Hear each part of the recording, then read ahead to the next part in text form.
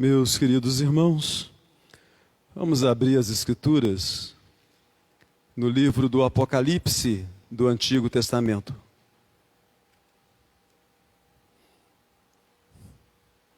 Olha, Apocalipse, né? Já foi direto lá, mas é o Apocalipse do Antigo Testamento. Vocês estão lembrando ainda?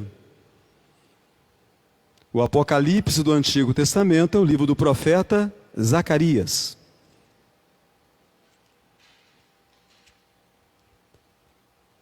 Nós estamos diante do livro mais apocalíptico dos profetas menores. E quase que nós podemos dizer que do todo o Antigo Testamento, devido aos símbolos, às figuras que são apresentadas por meio de visões, através daquele homem de Deus. Um livro complexo, um livro muito difícil. Nós falamos semana passada que os intérpretes estudiosos das Escrituras têm dificuldade acerca desse livro e que a história registra até mesmo Martinho Lutero tendo dito ter dificuldades ao chegar no capítulo 14.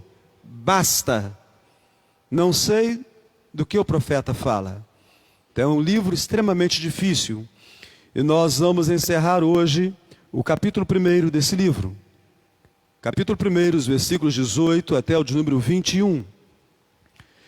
Chifres e ferreiros. A ira de Deus sobre as nações ímpias e o consolo e esperança de Deus sobre a vida do seu povo. É o tema que nós temos proposto essa noite, olhando esta que é a menor das visões de Zacarias, e a mais simples delas. É a menor e a mais simples. O texto vai falar para nós com clareza acerca dos chifres e acerca dos ferreiros. O problema somos nós, que não conseguimos ficar atentos exatamente ao que o texto diz. Zacarias 1, 18 a 21. Diz assim a palavra de Deus: levantei os olhos e vi, e eis 4 chifres. Perguntei ao anjo que falava comigo: que é isto? Ele me respondeu: são chifres que dispersaram a Judá, a Israel e a Jerusalém. O Senhor me mostrou 4 ferreiros. Então perguntei: que vêm fazer estes? Ele respondeu: aqueles são os chifres que dispersaram a Judá, de maneira que ninguém pode levantar a cabeça. Estes ferreiros, pois, vieram para os amedrontar, para derribar os chifres das nações que levantaram o seu poder contra a terra de Judá, para a espalhar. Vamos abaixar as nossas cabeças, vamos orar. Bondoso Deus, nós estamos diante da palavra santa, a Tua palavra, as Escrituras sagradas, e nós reconhecemos, ó Deus, quão incompetentes nós somos para entendermos essa palavra. A incompetência habita em nós por causa do pecado. Tem compaixão de nós neste momento, ó Deus. Ilumina, Deus, a nossa mente. Abra, Senhor, o nosso entendimento para nós compreendermos um pouco dessa palavra santa. Deus bendito, assim nós oramos, no precioso nome do Senhor Jesus. Amém. Meus irmãos e irmãs, conforme eu disse aqui, nós estamos encerrando esse capítulo 1 do profeta de Zacarias, e com ele nós estamos encerrando, nesse capítulo 1, mensagens de encorajamento. Para quem? Para um povo que havia retornado do cativeiro. Mas as coisas não estavam bem. Haviam dificuldades, adversidades. Problemas estavam presentes na vida deste povo. O primeiro deles era a miséria. A cidade destruída, os muros derrubados, as portas queimadas, o templo destruído. Então, cidade e templos destruídos. vivendo o povo em miséria, antes daquela primeira leva de judeus que foram de retorno para Jerusalém, os que ali estavam vivendo, os que não foram levados para o cativeiro, as Escrituras dizem que já viviam em grande miséria. E agora, com o aumento de uma leva de milhares de judeus, essa miséria não vai melhorar. Também estavam cercados de inimigos. Esses inimigos eram aqueles mesmos povos que no passado vivenciaram a glória do reino de Davi e de Salomão. E é claro, meus irmãos e irmãs, que aqueles inimigos não desejavam ver os judeus novamente naquela glória. Porque nos dias de Davi e Salomão, todos os povos ao redor lhes eram submissos. E os inimigos ao redor não queriam ser submissos aos judeus novamente. E também eles estavam debaixo do jugo da escravidão. Eles foram colocados em liberdades do cativeiro. Eles puderam retornar para a sua terra, mas eles continuavam sujeitos aos persas. A situação era a mesma. Eles não tinham independência. Eles estavam sob as ordens, sob o domínio de um outro império. Então, meus irmãos e irmãs, vocês que estão aqui no templo, e vocês, irmãos e irmãs, que estão participando de forma online, toda esta série de eventos fez com que o povo não avançasse naquilo que era o chamado de Deus para eles. A reconstrução do templo, seguido imediatamente da reconstrução da cidade. Porque, meus irmãos, aquele povo se sentia totalmente incapaz para uma tarefa tão grande. Então Deus, por meio de Ageu e Zacarias, as Escrituras não estão em ordem cronológica, salvo algumas porções. Ageu, Zacarias e Malaquias estão em ordem cronológica, exatamente nessa ordem que nós falamos aqui, sendo que Ageu e Zacarias foram profetas que viveram no mesmo momento. Ageu era um profeta mais velho e Zacarias era um profeta mais jovem. Ambos foram chamados de os profetas da restauração. A mensagem deles era uma mensagem de motivação, para que o povo atingisse os seus objetivos. Mas, meus irmãos, embora fossem eles chamados de os profetas da restauração, embora o ministério deles fosse semelhante, o ministério deles não era idêntico. Ambos chamados de profetas da restauração, mas Ageu está envolvido com a reconstrução ou com a restauração do templo físico,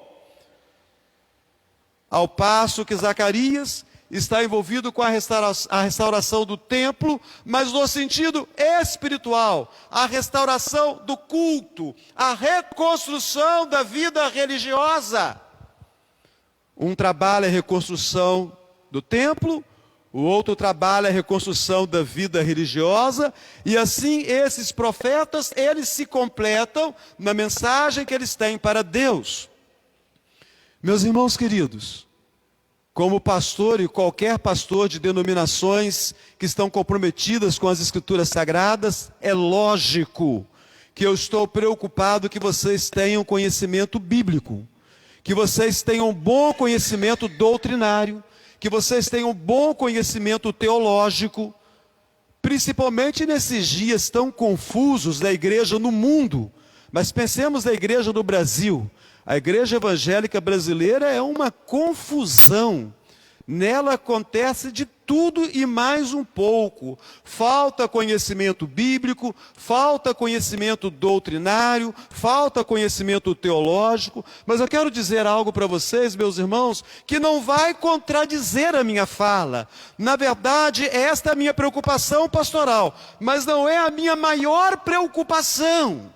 A minha maior preocupação é com a sua vida espiritual. Porque há muitas pessoas com excelente conhecimento bíblico.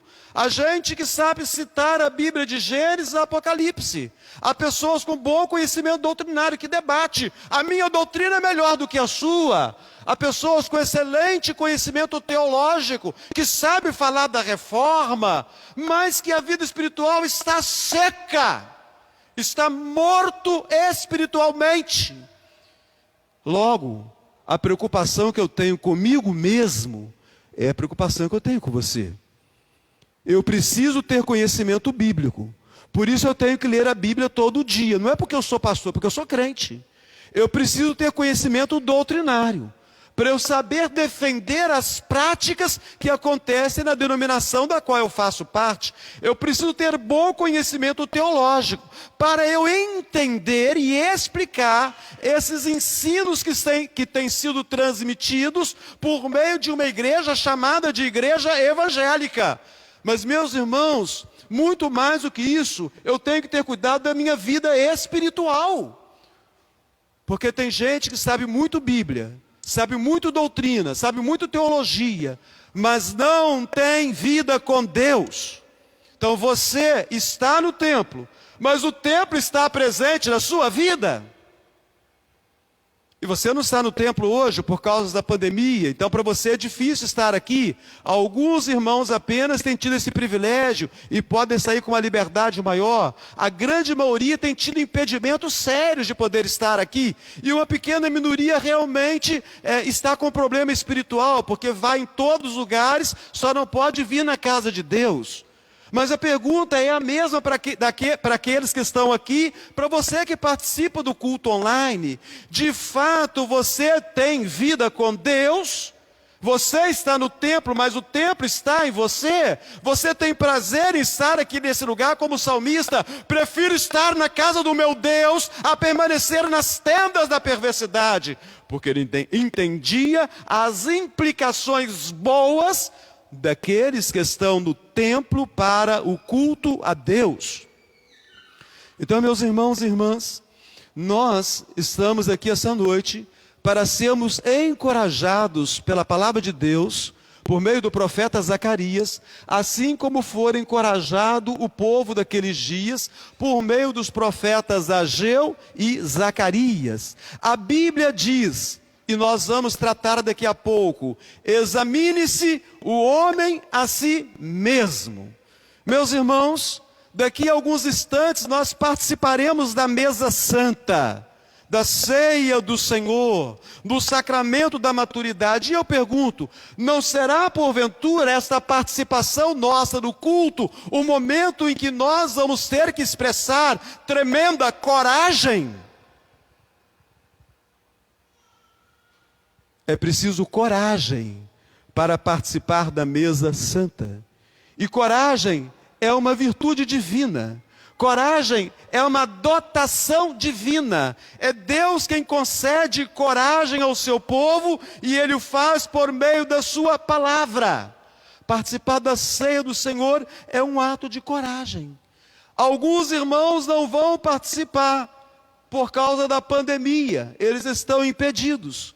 Estou à disposição para atendê-los, observando todo o protocolo de segurança, se desejarem participar da ceia essa semana. Mas outros tantos irmãos, se não houvesse pandemia, não estariam presentes aqui essa noite, ou em qualquer outra igreja no dia de hoje, em que fosse ministrado o sacramento da maturidade. Porque, meus irmãos, assusta-nos a Escritura quando dizem: examine-se o homem a si mesmo. Nós vamos participar desta mesa santa, mas nós não somos santos.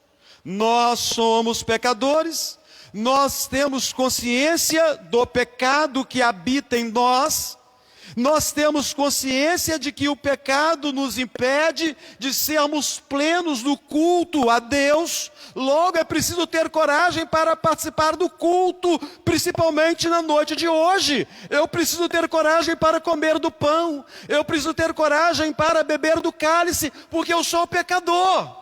Mas eu tenho que fazer uma proposta essa noite de lutar contra o pecado que me assedia. para viver a vida que agrada a Deus, porque se eu não estiver disposto a isso, se eu comer o pão e beber o cálice, mas disposto a continuar pecando, haverá maldição de Deus sobre a minha vida.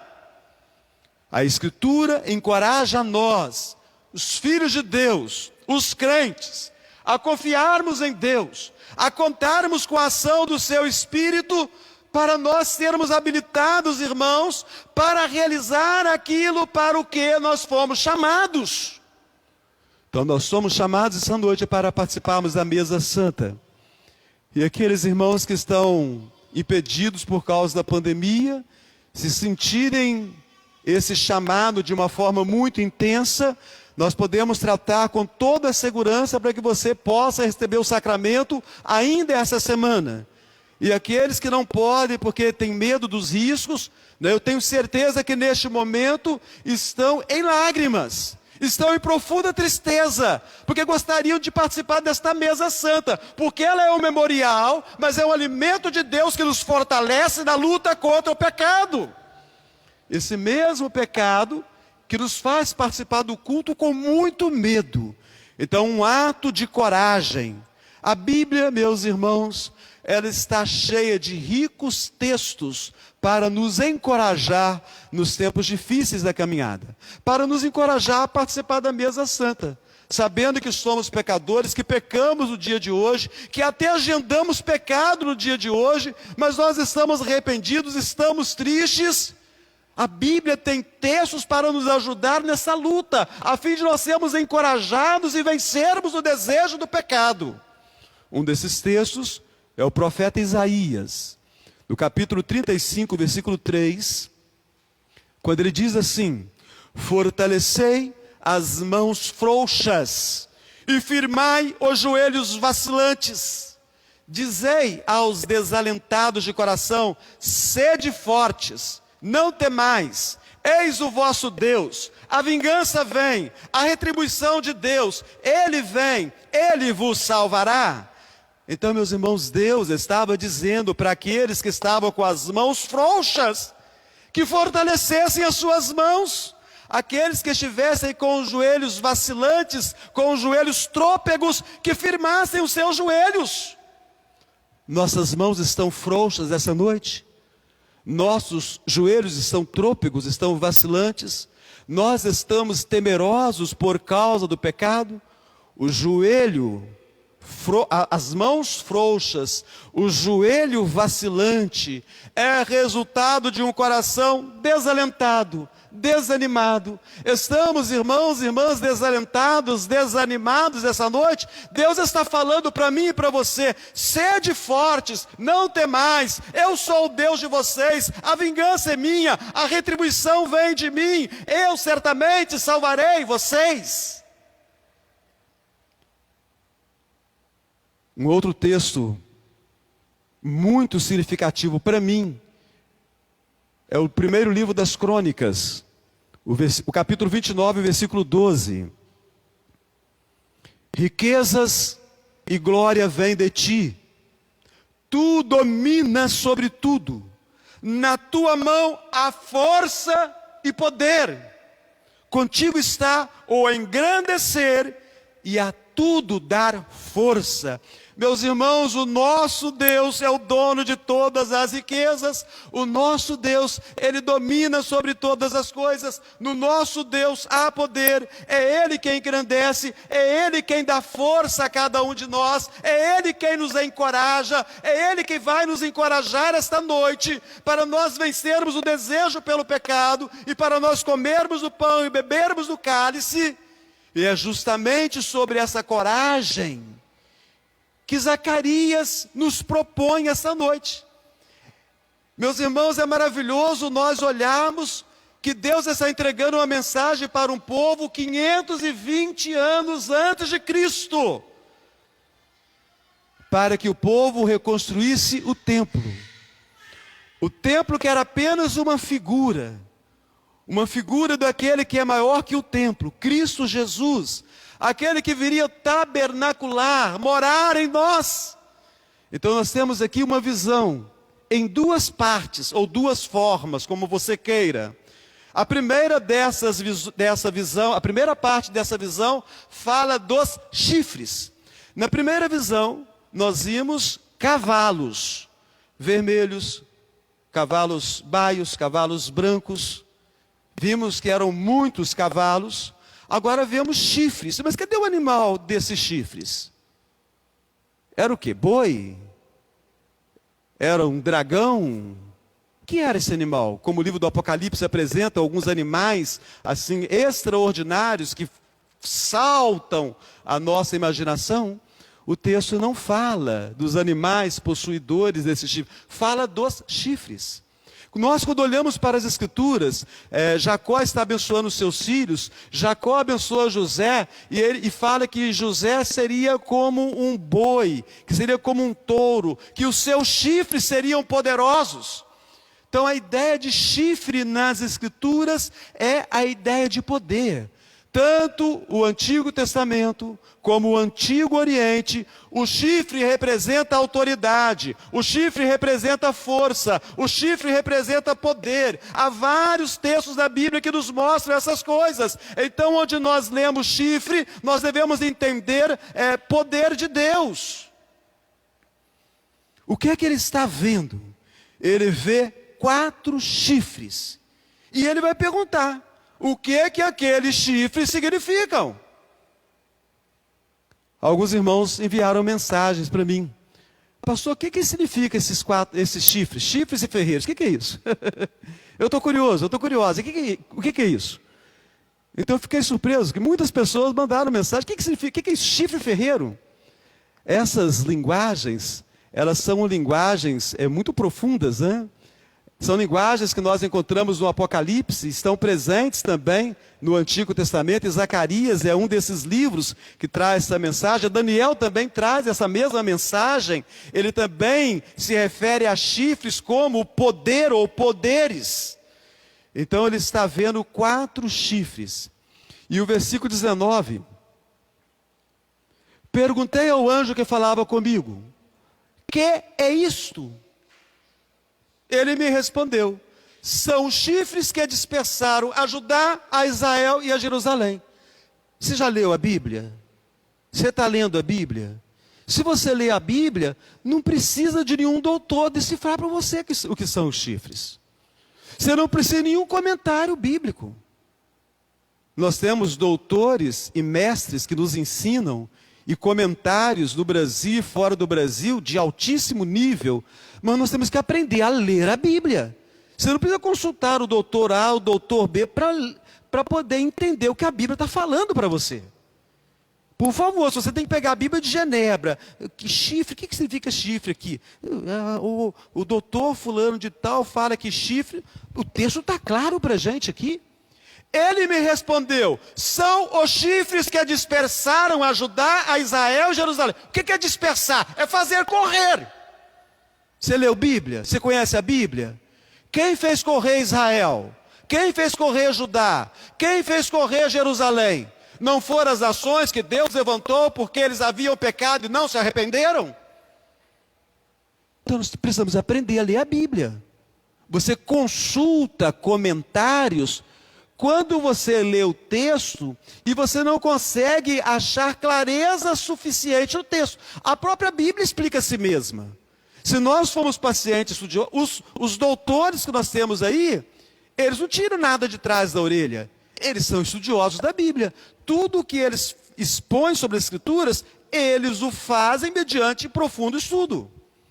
Reverendo Hernandes praticamente acabou de lançar o comentário ao profeta Zacarias. Uma obra maravilhosa que eu estou lendo.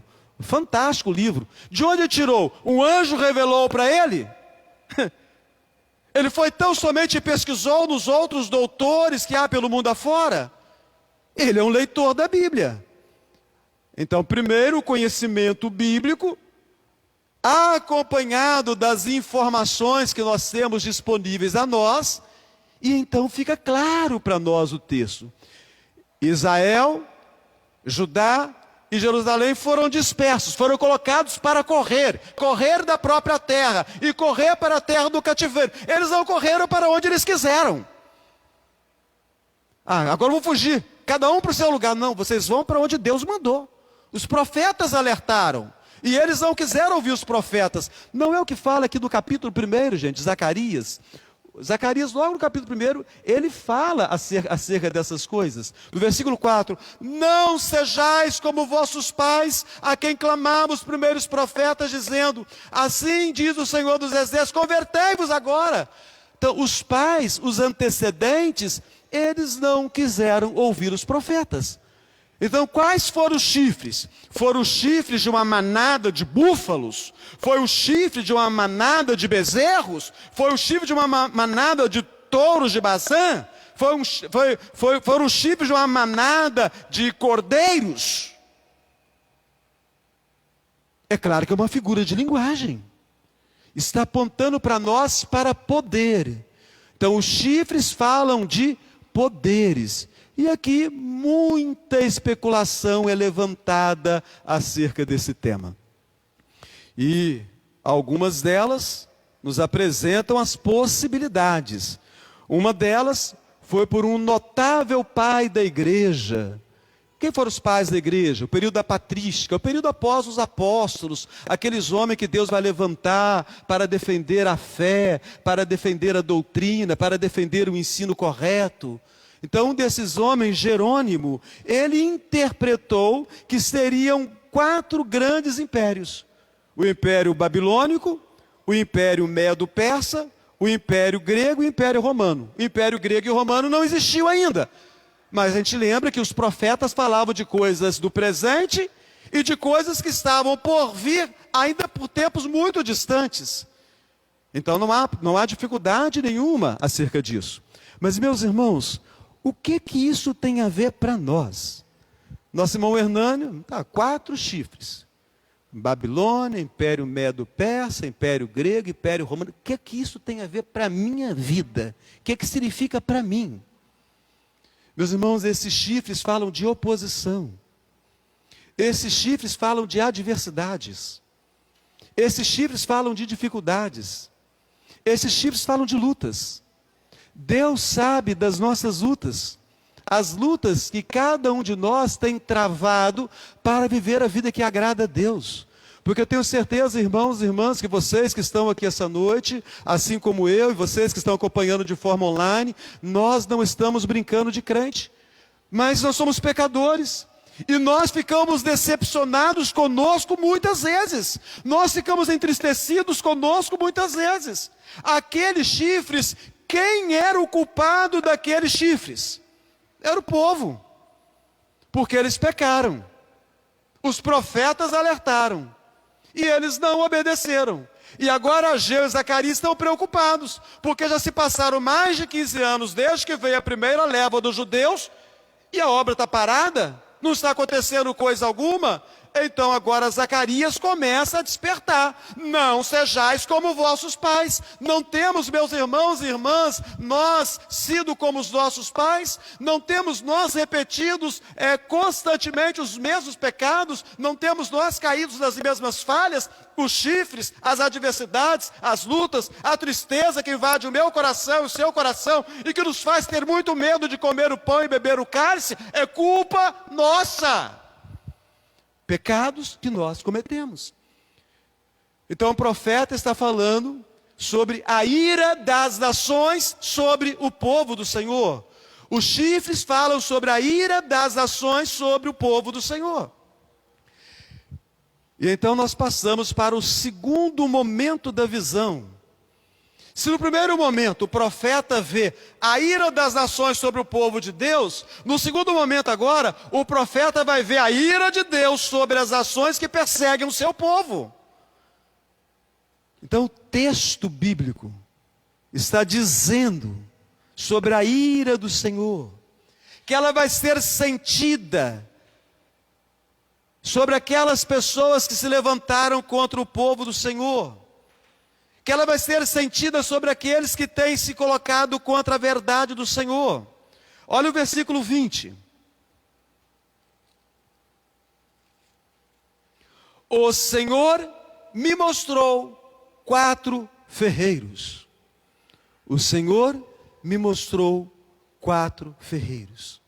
Nós temos aqui aquilo que as Escrituras nos apresentam como a figura do artesão. A figura de alguém que é tomado de habilidades específicas. Alguém que tem habilidade para construir e para derribar.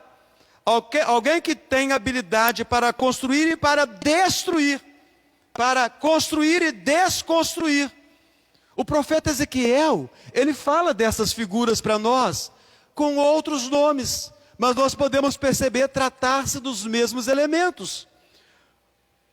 O capítulo 21 do profeta Ezequiel, no versículo 31, ele diz: derramarei sobre ti a minha indignação, assoprarei contra ti o fogo do meu furor e te entregarei nas mãos de homens brutais, mestres da destruição. Então, uma linguagem na qual Deus está dizendo para o seu povo: eu vou levantar pessoas, eu vou levantar impérios, eu vou levantar ações para fazer cumprir o meu propósito eterno. Os 4 chifres foram nações que Deus mesmo levantou contra o seu povo. Naquele momento, esses chifres, eles representam aquelas nações que se tornaram oposição para o povo de Deus. Mas nações que se excederam, Deus chamou a Babilônia. Deus chamou Nabucodonosor via Babilônia para disciplinar o povo do Senhor. Só que eles foram além daquilo que o Senhor havia determinado. Homens brutais, mestres da destruição. Os profetas já haviam alertado há muito tempo antes acerca dessas coisas. Então, meus irmãos, agora aparece a figura dos ferreiros. Os ferreiros tratam do cuidado de Deus sobre a vida do seu povo. O texto mostra isso para a gente, é muito simples, irmãos. Olha o versículo 21. Você não tem que consultar a Bíblia de estudo para isso, leia a Bíblia. Olha o versículo 21. Então perguntei: que vem fazer estes? Ele respondeu: aqueles, falando dos chifres, são os chifres que dispersaram a Judá, de maneira que ninguém pode levantar a cabeça. Estes ferreiros, pois, vieram para os amedrontar, para derribar os chifres das nações que levantaram o seu poder contra a terra de Judá para espalhar. O profeta Ageu havia profetizado que haveria o juízo de Deus na vida das nações ímpias. Mas até aquele momento esse juízo não havia se manifestado. Na primeira visão o anjo fala que agora a terra repousa em paz, mas era uma paz que não era boa para o povo de Deus. Era uma paz que era boa para o opressor. O povo de Deus continuava na miséria, o povo de Deus continuava atribulado, o povo de Deus continuava impedido de construir o templo do Senhor, impedido de viver como nação. O povo de Deus estava sob constante medo, sob constante terror. O pavor era a companhia do povo naqueles dias. Então Deus agora fala de forma clara que Ele está cuidando do seu povo. Deus está dizendo o seguinte: que todos aqueles que de forma arrogante têm se levantado contra o seu povo para o perseguir, o povo da sua aliança, o povo do seu amor, o povo que Ele escolheu eternamente, Deus está dizendo que todos eles estão mexendo com o povo que é a menina dos seus olhos, e estes povos serão conduzidos para a ruína. Mas espera aí, nós brasileiros não estamos sob o domínio da Babilônia, ou Medo-Persa, ou dos gregos, ou dos romanos. O que significa isso para a gente? O mesmo que significou para aquele povo 520 anos antes de Cristo. Deus tem cuidado de nós. Deus tem olhado com compaixão para nós. Não por causa de nós, mas por causa dele. Porque ele é fiel. Ele é o Deus da aliança. Ele fez um casamento com o seu povo, e ele é a parte que sempre se manteve, sempre se mantém fiel, e ele não vai voltar atrás das suas promessas. Então os ferreiros são a resposta de Deus para o povo, de que o Senhor está no controle de todas aquelas coisas, que o povo pode confiar, que o Senhor está agindo a seu favor, e aquelas ações, aqueles chifres, eles serão quebrados, eles serão envergonhados, aquelas ações serão derrotadas, e acontece uma coisa maravilhosa, porque aquele que é chifre vira ferreiro, porque um povo sucede ao outro, então um se torna ferreiro do povo anterior, e depois ele se torna chifre. O Império Medo-Persa se torna o ferreiro do Império da Babilônia. Depois o Império da Grécia se torna o ferreiro do Império Medo-Persa. Depois o Império de Roma se torna o ferreiro do Império Grego. E por aí vai. Deus está cuidando do seu povo, e Deus cuida de forma sobrenatural, que os mesmos inimigos que Deus usa para disciplinar o seu povo, Deus usa para trazer paz ao seu povo. Foram para o cativeiro na Babilônia e voltaram mediante o decreto de um rei estrangeiro sobre o qual eles estavam no domínio, Ciro, no ano 530. Eles voltaram sob o decreto então de um rei a quem eles estavam submissos. Naquele momento era o ferreiro, mas ia se tornar o chifre que ia ser derrubado por um outro ferreiro levantado por Deus. Meus irmãos, os problemas que atormentam a nossa alma, a nossa mente, o nosso coração, estão todos eles sob os cuidados do nosso Deus. Deus tem olhado para nós com olhos de misericórdia. A palavra do Senhor fala que as misericórdias do Senhor se renovam a cada manhã. Esse é o motivo pelo qual nós não somos consumidos, porque nós levantamos pecadores hoje, nós estamos muito entristecidos agora, e nós vamos clamar a misericórdia para termos coragem de comer do pão e beber do cálice, e nós vamos estar falando: Senhor, eu não vou pecar mais, Senhor, eu vou comer o pão e vou beber o cálice, porque a partir de agora eu vou vencer este pecado. Mas pode acontecer durante a semana de nós cairmos no mesmo pecado. Então o que nós temos a nosso favor tão somente é que Deus nos desafia, assim como desafiou aquele povo. No versículo de número 3, para nós encerrarmos aqui: assim diz o Senhor dos Exércitos, capítulo 1, o versículo 3. Assim diz o Senhor dos Exércitos: tornai-vos para mim, diz o Senhor dos Exércitos, e eu me tornarei para vós outros, diz o Senhor dos Exércitos. Irmãos, irmãs, vamos tornar para o Senhor. Vamos voltar para a presença do Senhor. Vamos clamar a Deus que tenha compaixão, que tenha misericórdia, que Ele olhe para a nossa miséria neste momento, para os pecados com os quais nós temos ofendido a Ele, ofendido o nosso próximo, ofendido a sua igreja, que Ele olhe com compaixão, que Ele nos perdoe os pecados, que Ele nos fortaleça pela sua palavra e também pelo sacramento, e que nós possamos sair daqui fortalecidos na luta contra o pecado. Zacarias mostra para o povo que há muita perseguição, que há muita adversidade, que há muita luta, mas Deus está cuidando do seu povo. Deus cuida de mim e Deus cuida de você. Vamos abaixar as nossas cabeças e vamos orar. Bondoso Deus, obrigado, Senhor, pelo teu cuidado conosco. Nós somos culpados dos chifres que nos atormentam. Os poderes do mal que atormentam a nossa mente, o nosso coração, a nossa alma, o nosso ser. Nós somos culpados desses poderes nos enfraquecerem de tal maneira, ficarmos temerosos de participarmos plenamente do culto. Mas ajuda-nos agora, ó Deus, pela tua palavra. O Senhor mesmo consola o seu próprio povo. Tem compaixão de nós, ó Deus. A ira do mundo tem estado levantada contra nós, o povo do Senhor, e nós mesmos temos provocado esta ira por causa dos nossos pecados. Estende a tua graça, estende o teu favor, estende o teu socorro sobre nós. Assim nós oramos, ó Deus, e tomamos, ó Deus, por fé na tua palavra, nós tomamos posse dessa promessa maravilhosa da tua palavra, que o Senhor tem cuidado do teu povo. Assim oramos no nome santo e precioso do Senhor Jesus. Amém.